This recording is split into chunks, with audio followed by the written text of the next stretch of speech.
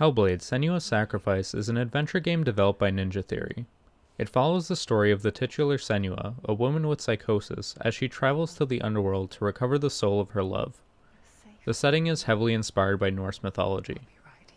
It is heavily recommended to play Hellblade with a pair of headphones, due to its heavy use of binaural audio. Tying into Senua's psychosis, voices are constantly heard by the player that reflect what is going on in the game.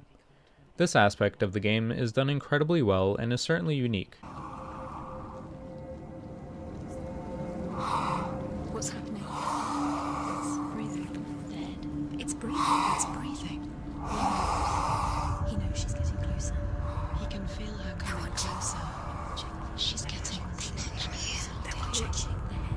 They're watching. They're watching. This is a journey deep into darkness. There will be no more stories after this one. Visually, the game looks great.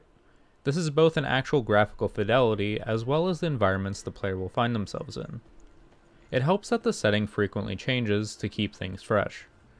The production value as a whole is impressive for an independent studio. Gameplay-wise, it follows the same loop as many other games in its genre. It's a walking simulator. Mostly. The player leads Senua around while narration plays, usually from the voices in her head.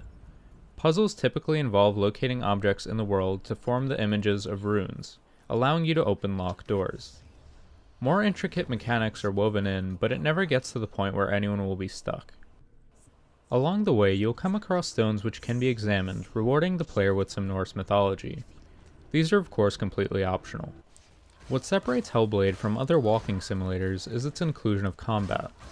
Despite being pretty bare bones and simple, it is a welcome addition as it does help in breaking the monotony.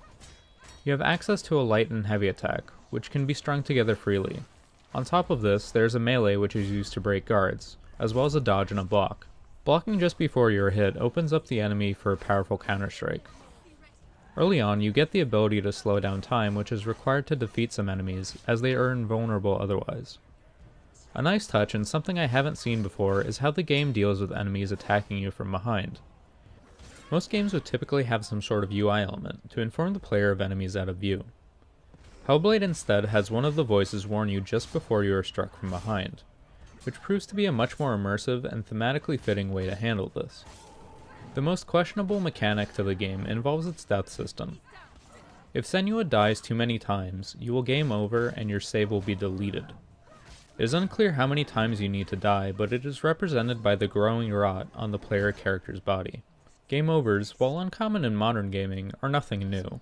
Despite this, a game over in a walking simulator is incredibly bizarre. Truthfully, the only people I can really see dying enough would be the extremely casual or inexperienced gamers.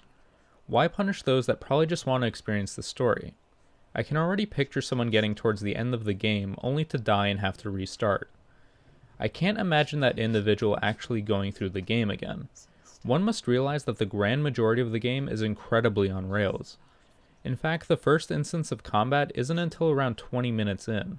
Nobody is going to want to experience the monotony of repeating puzzles they already know the solutions to. Making matters worse, all cutscenes are unskippable. It would come as no surprise if the developers end up patching the system as an option instead of forcing it onto unwilling players. I don't like to judge stories in games much, as they are highly subjective, but Hellblade felt good enough to me. More importantly, it uses its theme of mental illness very well. Many times you try to focus on a single voice speaking, but it becomes hard as they tend to overlap each other. I imagine the developers did this purposefully to emulate the disorder.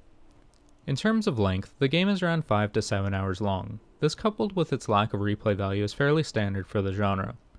The retail price is $30 US. Overall, Hellblade: Senua's Sacrifice is an enjoyable walking simulator, mostly due to its inclusion of combat as well as its various unique features.